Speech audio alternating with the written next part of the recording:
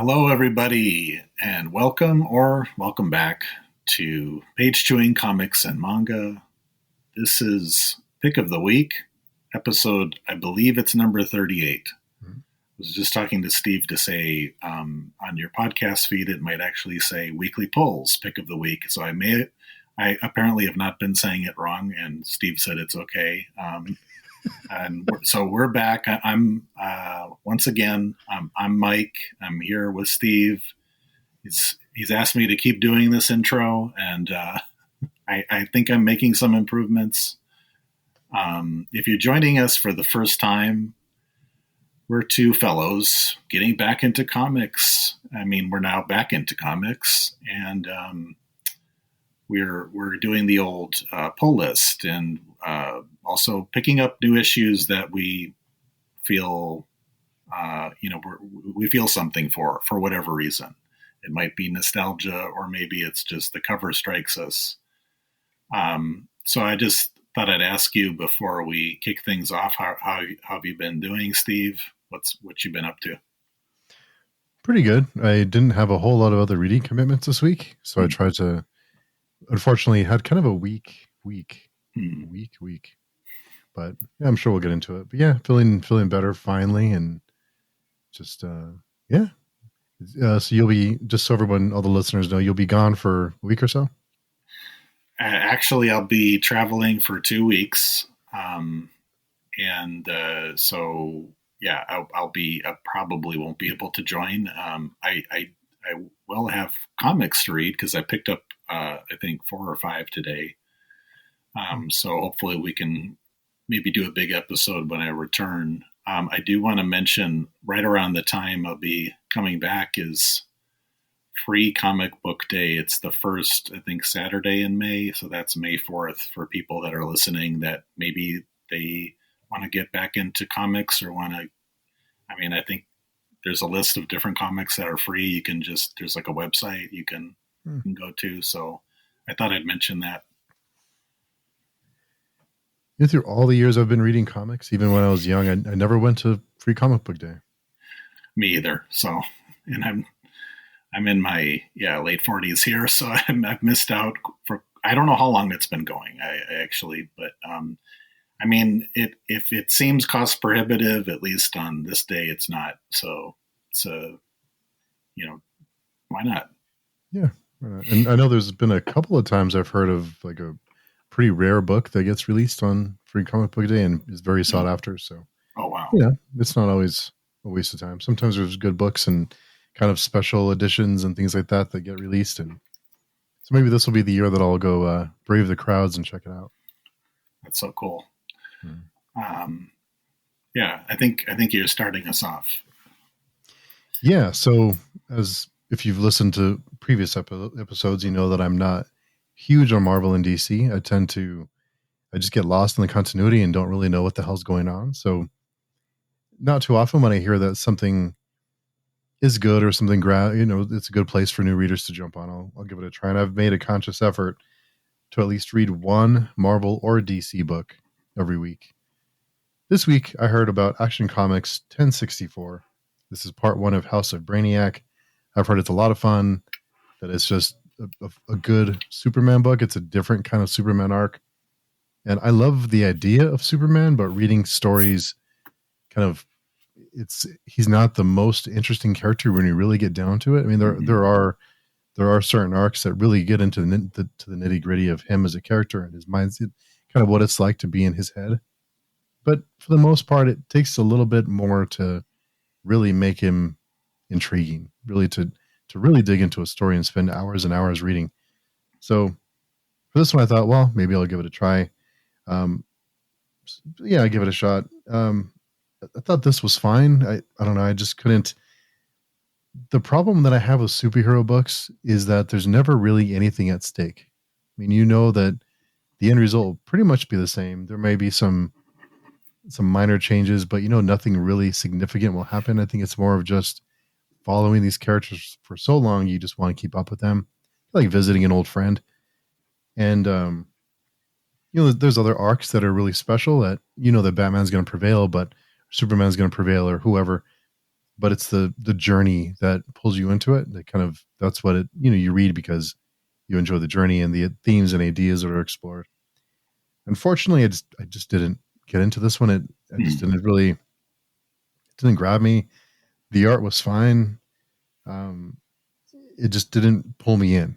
I mean, there's this Brainiac storyline that I kind of didn't know what was going on, or the context or kind of the background of it.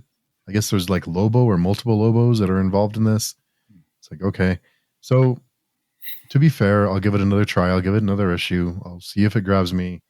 But so far, I'm not too excited. But like I said, I'll give it a try. It's part one of the story. From what I hear is that it's leading into an even bigger crossover. So well, maybe it'll turn things around for me. But I'll give it one more issue. See what happens. Yeah, it's really interesting because I had a very kind of related discussion today at the comic book store where the guy behind the counter was saying, he's also not that, and he's been reading comics much longer than I have, and more continuously. And he was like, he was preferring the smaller or independent, publishers because they end. That was the reason. He's like, they actually have an ending. Yeah. And I think that's maybe I think you said it very, very well, that there's not much at stake with these, franchises. And really, I think that's part of why manga is doing so well. Mm-hmm. And I think that's why a lot of audiences, a lot of readers are going to manga, because when you get into these superhero books, there's so much continuity and there's so many things that you just, if you don't know what happened in the last arc or what happened 10 years ago, sometimes, or decades ago, you just can't appreciate it as much. But with manga, there contained stories. Mm-hmm. From what I understand, there's not a whole lot of crossovers.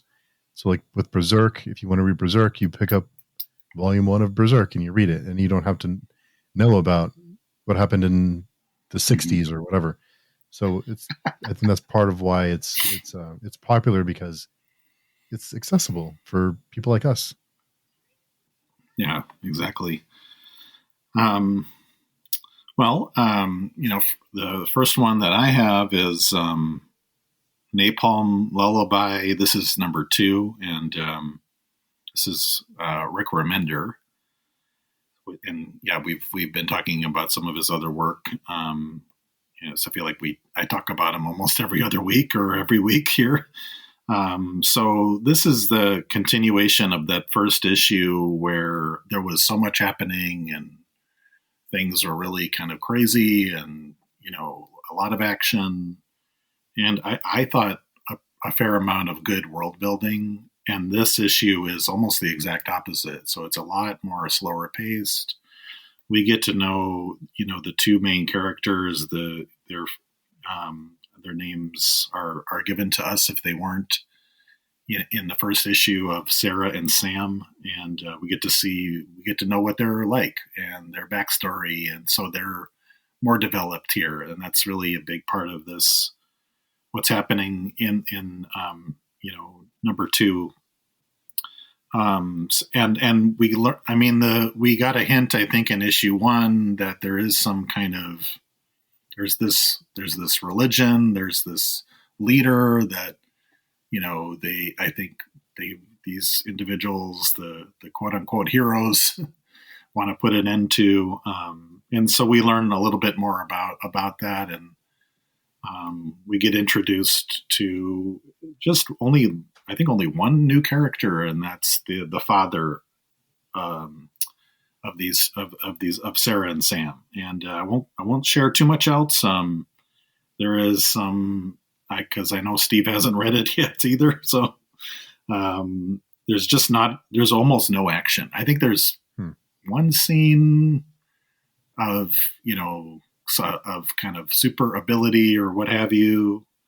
The artwork is still very, very bright and vibrant and appealing to me. And kind of there's sequences in here that give you the vision of this gleaming world that's associated with this religion and the I guess the leadership or messiah, if you will.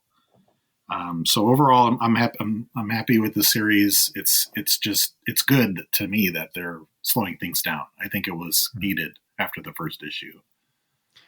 Yeah, it was a little hectic. I think it was a little like quick, faster paced, and there was a lot to take in. So it's good to hear that it's slowing down a little bit and focusing more on the characters, because you can tell there's a lot going on even with the first issue. But I'm really bummed I missed this one. I don't know if I just didn't see it on the shelf or I completely forgot about it. And we talked about it last week after recording about Napalm Lullaby 2 was out. I missed it. Yeah, it happens. I missed. Well, there's one that we're going to be talking about that I missed last week. So luckily, I grabbed it and I got it today and I read it today. So anyway, nice. We'll get to that later. Yeah. So the next one up for me is Beneath the Trees Where Nobody Sees, issue 5. This is a series I've been just loving since the beginning, and the cover of this one, of the cross section of the duck's face, it just, what an awesome cover. Just really, I mean, gory, graphic, violent. It'd be just, it's the, I don't know. I love it. It's not for everyone, I would guess, but very striking, to say the least. So on this one, the walls are closed. I'll try not to be too spoilery, but the walls are closing in on Sam. And Sam does some soul searching and starts to recall things that have happened in the past, and learns that she can't really escape her past, and kind of comes back to what she is. And there's a scene in this issue where she's doing some soul searching, trying to kind of, where do I go? What do I do? And there's a scene in this one where she kind of realizes what her true nature is, and the bear's true nature, because in this series, they're all kind of stuffed animals that are walking and talking, kind of a fairy tale, children's tale, and they're just, she's a serial killer. So yeah, I kind of liked what they did with it. It kind of made sense in a weird way. It was kind of neat. I think those of you who had read the book, you know what I'm talking about. But there's one more issue to go. On one hand, I'm happy that I get to find out what happens. On the other hand, I'm really bummed it's ending, because it's been a lot of fun. To talk about a bear that's a serial killer is kind of weird to say that it's a fun book, but it's just really, really different, really inventive. I've loved the series, and I really, really hope they stick the landing, because I've had a lot of disappointing endings lately, and I hope this one doesn't do that. Yeah. I wonder if you imagined, if these weren't, these kind of animal characters. They're not mythical characters. They're just kind of regular animals, right? And would it still be good if they were humans? Or I wonder what you would be, maybe darker, or I wonder what that effect has, on the reader. It's a great question. I think for this series, I think if they were just humans, I think it wouldn't be as interesting. It wouldn't be as, because you have that contrast of like almost like a children's tale, that you feel safe, and the coloring and the textures of the colors and the artwork feels very safe. You feel like you're in a fairy tale, and you kind of let your guard down, and then realize that there's a serial killer among them that are just, it's a ruthless serial killer that is just kind of living in the shadows and randomly picking off these other giant stuffed animals. I think that having that contrast of the two is, I think it's even more striking and more impactful, because it is in that kind of setting where you almost feel safe, and then you realize you're not safe. And I think maybe all of us have that kind of comfort of these children's tales, and you see the colors and the characters, and you think, well, this is like a safe place. Then suddenly it's not. Yeah. So I think it's almost like taking a place where you feel comfortable, and you feel like you think back to your childhood and the childhood stories you read, and nice and cozy, and kind of like a fun time, and then it turns out you're not very safe. So I think that's a kind of the last place you would imagine a serial killer to be. Yeah, definitely. So speaking of wondering about sticking the landing, I read Unnatural Order number 4, and this is This is from Vault Comics. This is the conclusion. I didn't realize until I got to the end here, but this is the final of the, I guess it's only 4-issue series.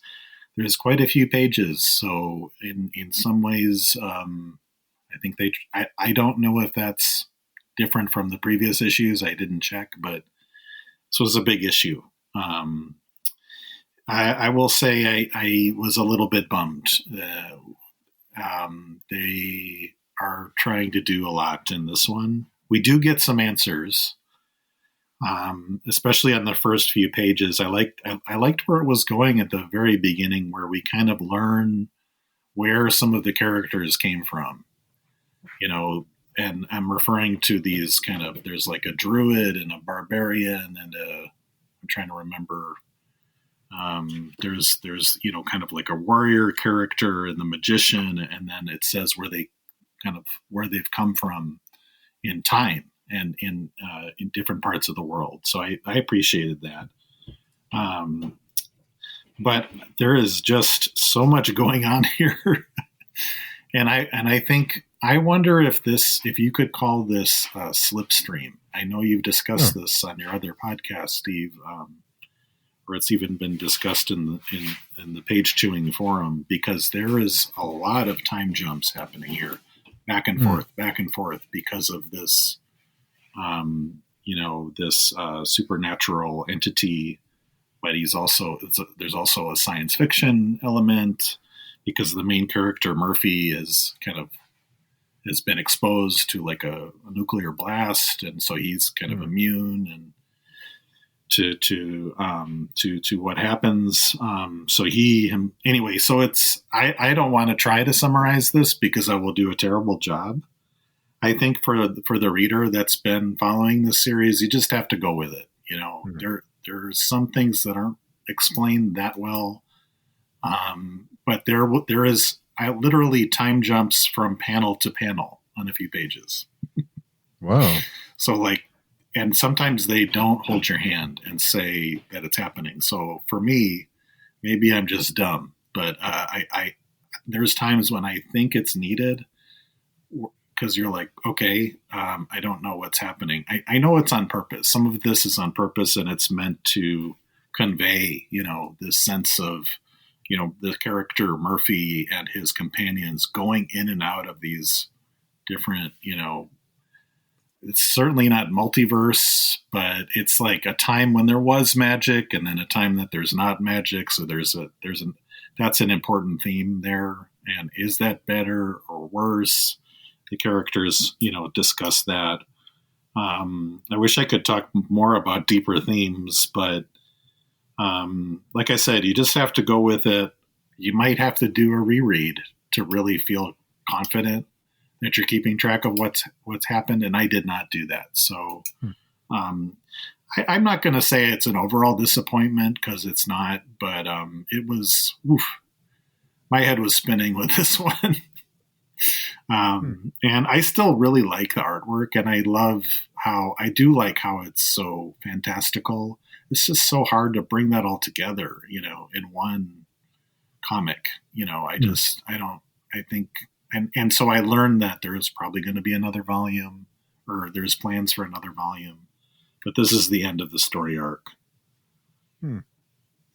Yeah, it's funny that there's this line between having your hand held, like we talked, I forget the name of the book, the zombie book, that was almost explicitly told you, hey, this is a flashback. Yeah. So there's that, and then there's the other extreme where it's like it almost like challenges you in some ways to keep up.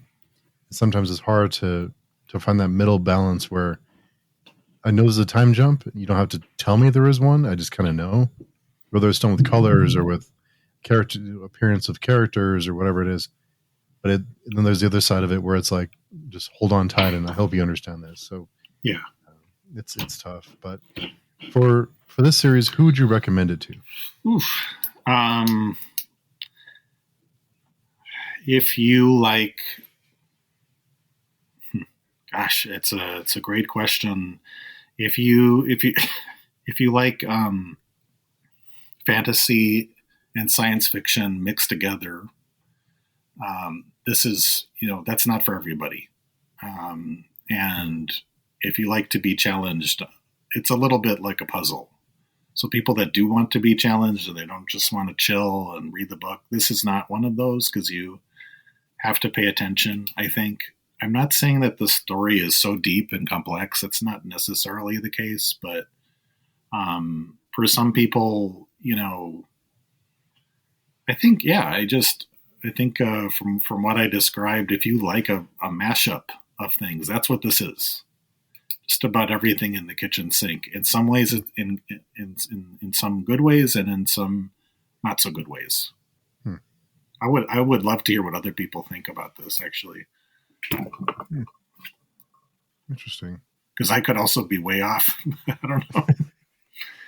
Yeah, I think it depends. I mean, we've talked before about kind of, when you read a book or you watch a movie or you absorb music or whatever it is, sometimes you're in a certain point in your life or a certain mindset of that day that things hit you differently. So it's tough sometimes to kind of catch up.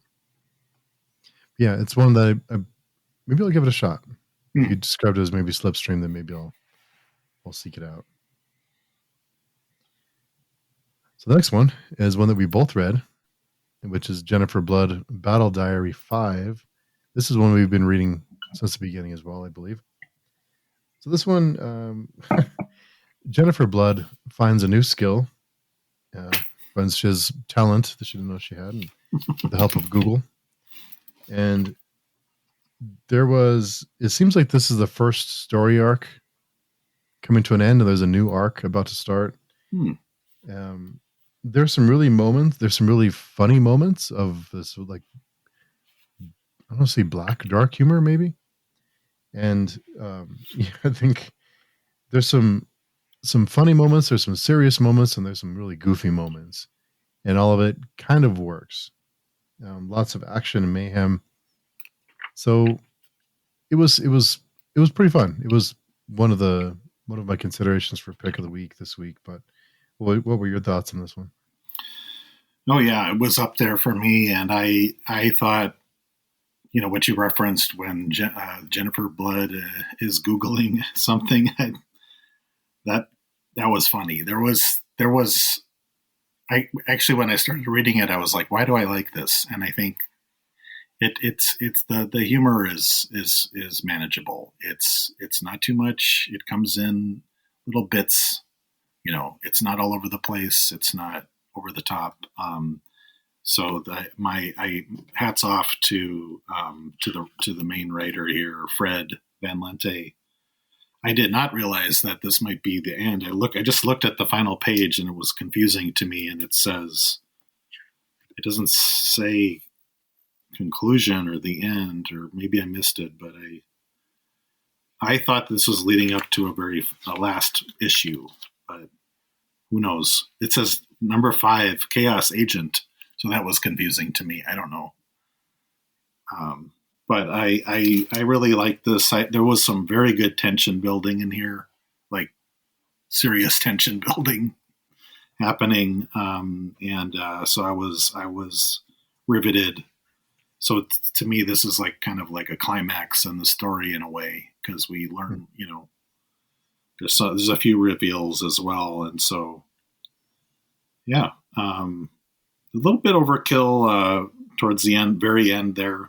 There's, I have a question for you though. I meant to check this out. I felt that the artwork has changed a little bit, and I meant to look back if it's the same illustrator from the beginning, or colorist, but I didn't. I meant to check, but I felt that it has changed. I don't know if you noticed.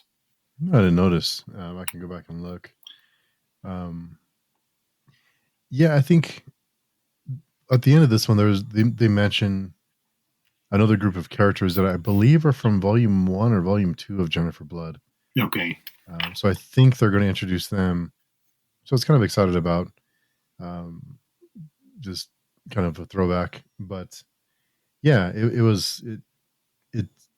kind of knows what it is, and it kind of goes with it, which, yeah. What I am confused about this one is the covers. Some of the covers are very Um, they're they focus on certain aspects of Jennifer Blood, and I'm kind of wondering why. Like, Yeah. so I think it would. I don't know. I kind of feel like it's off on the tone a little bit because the interiors. It's not really what it's about for the most part. Although there is the scene where they find the hotel room. That wasn't Jennifer Blood. That was someone else, but that was pretty funny too. So yeah, there's some pretty pretty crude moments in it.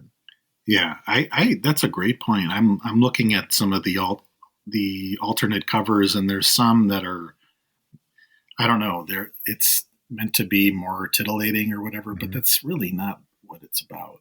And I started reading the first volume of the Garth Ennis. I didn't get very far, and it's, yeah, to me that's not what the original character is about. But Yeah, because I think for some, maybe it appeals to some readers, but yeah, for me, when I see those kind of covers, I just like, it's not for me because it doesn't mm, look like it takes the story seriously. It looks more of visual, a visual,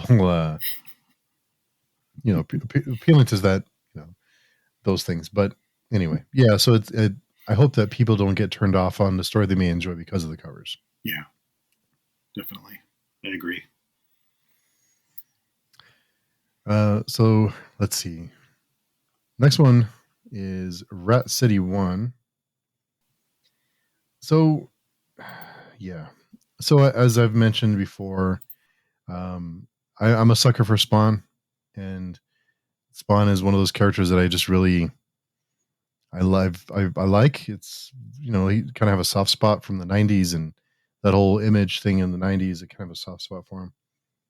So when I heard about this, I thought, well, it looks kind of cool. It looks like a new kind of standalone, a new series that I can get into from the very beginning, from the very first couple issues.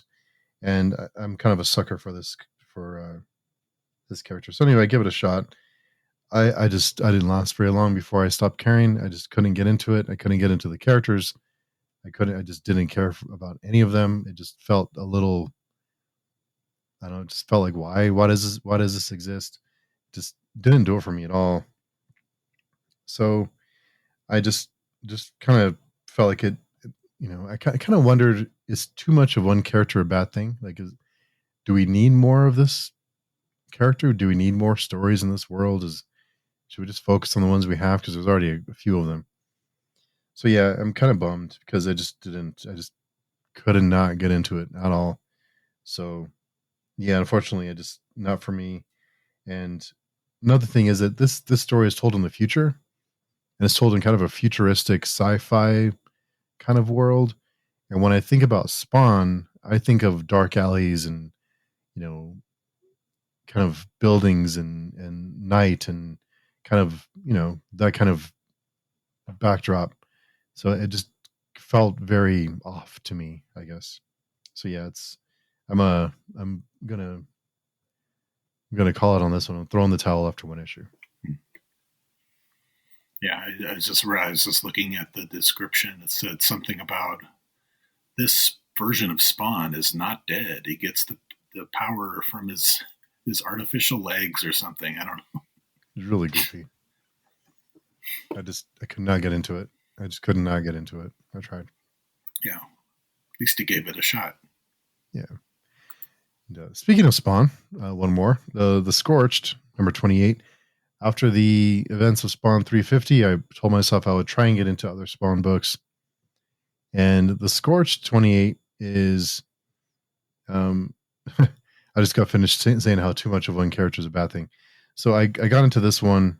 I was surprised to see Haunt because I remember Haunt back when it first started. I believe I forget the artist on the book, but it was a pretty good book, and there was some kind of I believe it was Kirkman who wrote this one, who wrote the original arc or the original series for Haunt, and I thought it was like a kind of felt like a rip on Spider-Man, but I kind of enjoyed it, and there was some kind of conflict with the creative team or something happened that the book just kind of disappeared. So I was surprised to see him back here, and I'm not familiar with too many of the characters, but I'm trying to get familiar with them. I really like the artwork in this one. I really like the really bold, thick lines it kind of takes you back to the good old days of the 90s and that kind of art style. So yeah, I'm trying to get into this one. I'm trying to kind of weasel my way into it. So it has a way of looking clean without looking kind of too cartoonish. So I'll stick with this one for a little bit and see if I can get into it. A really cool cover too. So had you picked up at like in the 20s? Started reading this, or like you hadn't started like with number 1, right? No, I started. This is the first Scorched issue I've read. Yeah. Okay, because I felt like you might have been a similar name. I thought you had covered one other one before, but I guess not. My mistake. Not yet. I did do, I believe, another issue of Spawn before 350, and there was something else. But yeah, and then there's King Spawn, there's the Scorched, there's Gunslinger Spawn, and there's Medieval, or was it God? There's the detectives, those 2 detectives. Simon Twitch, and there's something else. Yeah, there's a lot. The Spawniverse. Spawnverse, yeah. But yeah, it's kind of neat to see an independent, a book that started as an independent character make it this far. It's pretty neat to see it last this long. So it happens. Definitely. So I guess I'm coming up on my pick of the week, and I was saying to Steve earlier, I'm picking this one because it did something that surprised me, and that's enough for me to showcase. And this is Crashdown. This is number 3, and this is from Massive Comics. I don't read a lot of, I don't read much from Massive.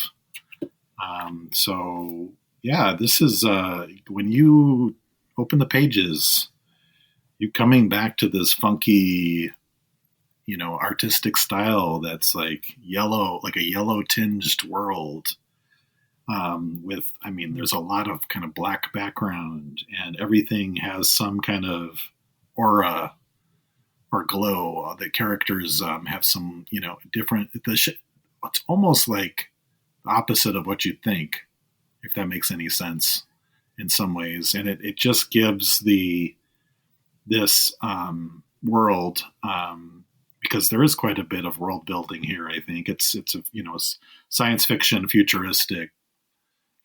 Where basically, just to rehash the premise, the basic premise quickly is, people have had to leave Earth, and they're trying to go to a new planet, and things aren't going too well for those people that are on the ship, and then the first team that touched down on the new planet. And that sense of doom and foreboding is just, I think you use the term caving in, or but it's like it's just increasing here in this issue. Some of the characters are clearly feeling major anxiety and panic and grief from what they're experiencing. I think Steve's perking up.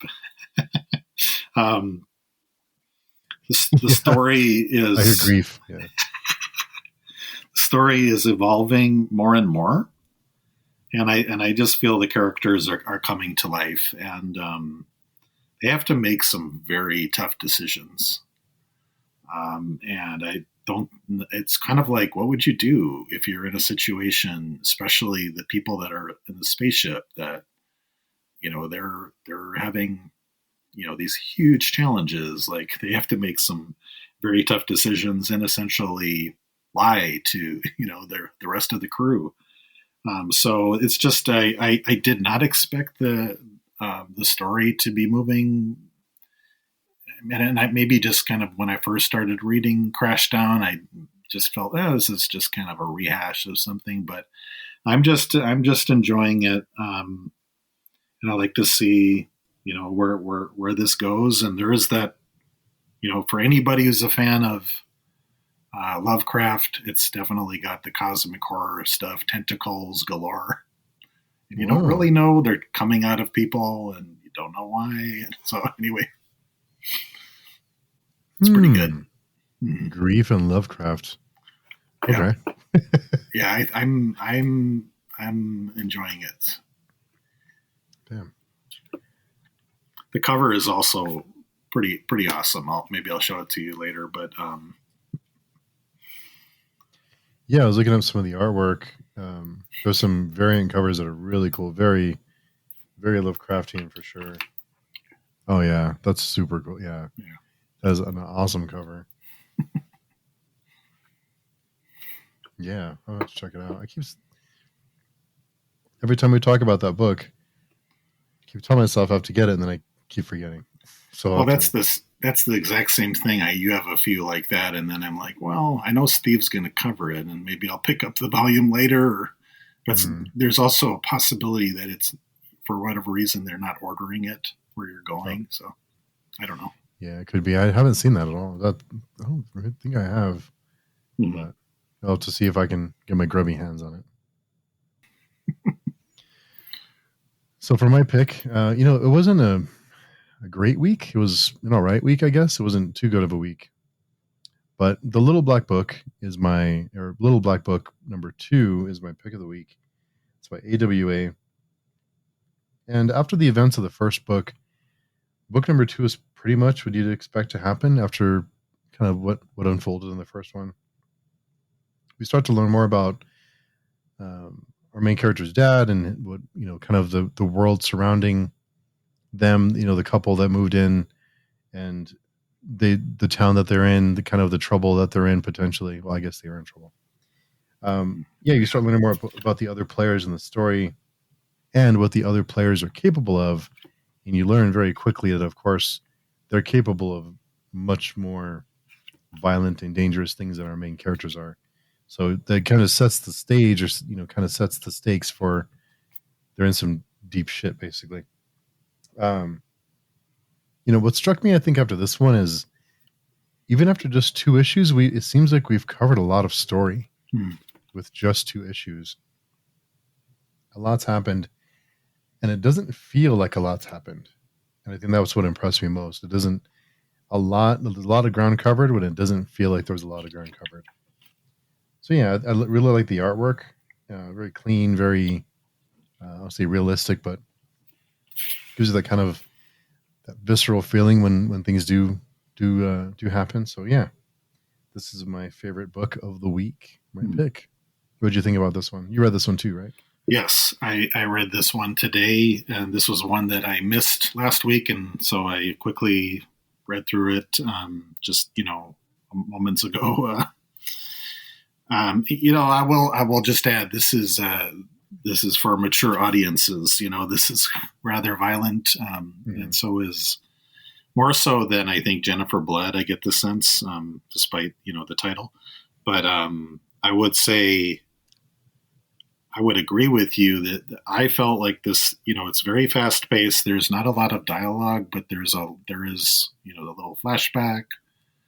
So we learn more about what's happening with Cole, and I will add there's a pretty big twist at the end there too that I appreciated. So I'm enjoying this almost as much as you, and maybe it wasn't maybe my pick of the week because maybe just because I went through it so quickly. Maybe it was like a blur, but that's not a bad thing necessarily. Yeah, I wonder. I've been kind of trying to write a blog article, and I'm not a writer, but I've been trying to write one about Crossed, comic book series, and it's extremely violent. And as I was going through the different volumes and kind of comparing them and kind of trying to kind of gather my thoughts for each one, I wondered if the different artwork, and it kind of relates to what we're talking about, the Little Black Book versus Jennifer Blood. I wonder if the art style makes it feel more violent than maybe it is because of the art style, because it seems less cartoonish because of the colors and the character work is, and kind of the tone and the style of the story. Kind of Jennifer Blood seems more like a kind of having fun with the idea, and I think the Little Black Book is more of it would be more like a gangster crime kind of story. So I wonder if the art style makes things feel more violent because it looks more realistic. Yeah. maybe. Yeah, maybe. Interesting, for sure.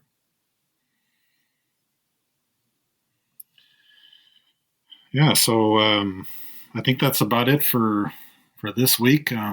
I think I had a little. I guess I had a few that I was really happy with. Maybe kind of one let down. And anyway, I think for you, maybe I'm looking forward to next week because I know.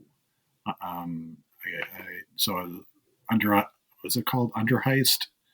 Oh yeah, Just came out. I know we've really been enjoying that one, and yeah, so I did that stuck in my mind because I was like, ooh, I was excited to see that. yeah. I'm excited about that one. Yeah, I'll see what I can find of as far as Marvel or DC. Kind of Hmm. seeing maybe we'll find something this week that grabs me. It's been kind of tough.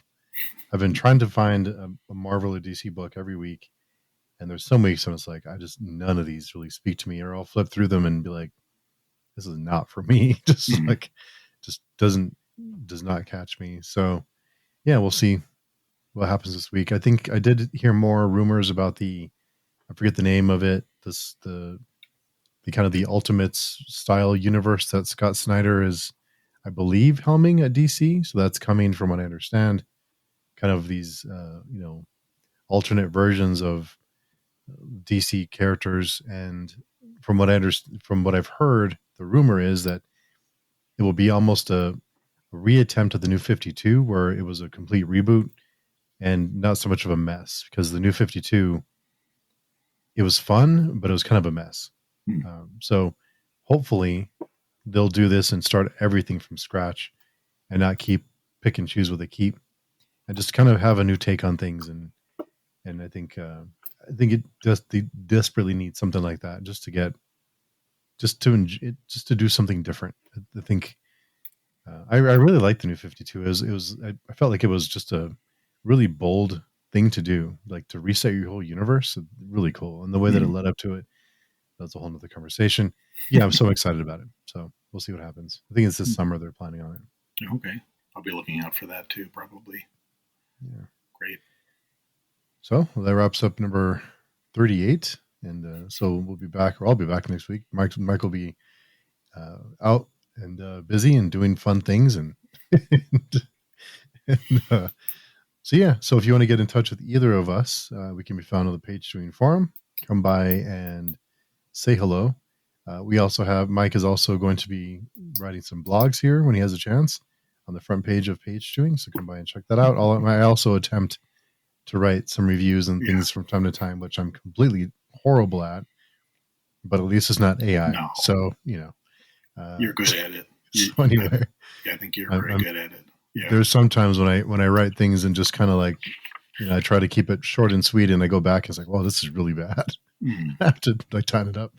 But anyway, so come by and say hello. Tell us what you think and make recommendations. And let's talk comics. Let's talk books, movies, whatever it is, music.